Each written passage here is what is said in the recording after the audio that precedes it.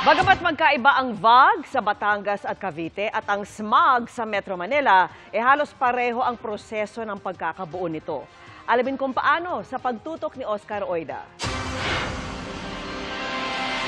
Kapwa makulimlim sa bahagi ng Batangas at bahagi ng Metro Manila, kahit sa mga oras na dapat, ay sikat na ang araw. Parehong natrap na usok yan, pero magkaiba ang source.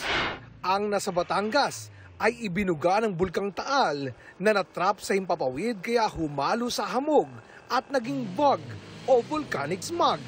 Habang nasa Metro Manila ay usok mula sa mga sasakyan o pabrika at iba pa na natrap din sa himpapawid kaya naging smog na mula sa mga salitang smoke at fog. Bakit natrap ngayon ang mga usok na yan kahit sa ibang araw naman ay hindi?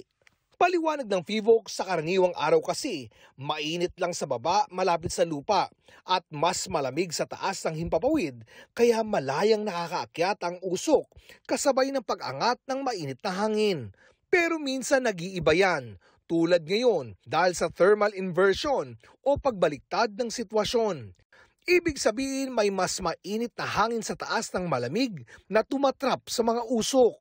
Imbes na umangat at ma-disperse, ay hindi umangat dahil nga natutulak ng malamig na hangin pababa. Kaya mapapansin natin, buong Kamaynilaan at karatig na probinsya ay makulimlim, no? Maliban sa cloud sa taas. Yun po ay smog, smoke and fog. Bagamat malapit-lapit ang Metro Manila sa Batangas, hindi pumupunta ang VAG sa Kamaynilaan. Hanggang sa huling monitoring kasi, pakanluran-timog-kanluran ang direksyon ng hangin na palayo sa Metro Manila na nasa hilagang silangan ng Taal.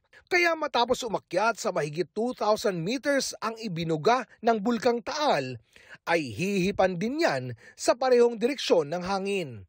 Papunta yan sa mga bayan ng Tuy, Calaka, Balayan at Nasugbu na nasa timog o baba ng mapa kumpara sa Metro Manila na nasa taas.